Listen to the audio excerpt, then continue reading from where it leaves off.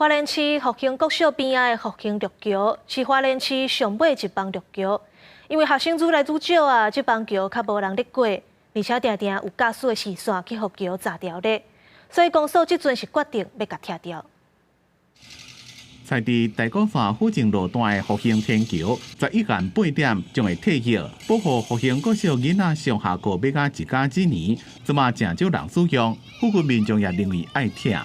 应该是拆掉是比较好吧，因为也很少人走啊，卡在那里也是大车也比较不好跑啊。没路用啊，我若无需要爬进去啊。对小朋友呢，学生呢？小朋友要上下要人多啦，现在人不多啊。因为使用率无悬，年久无修，天桥底做好，行道树的树根破坏，赛车经过要看路，直直互伊冻掉去。公所向中央征收2700万，再加上地方配合款372万，拆桥改善。复兴国小的一个少子化后，那可能还有一些周边的一些治安跟一些安全的问题后，所以我们决定将路桥给拆除后。那我们也会将周边的不管是行人动线的那个行穿线以及人行道做一个更完善的规划改善，这样。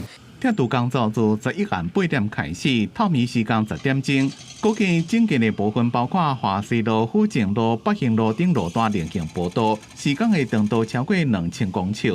施工期间，请开车经过人爱注意。记者综合报道。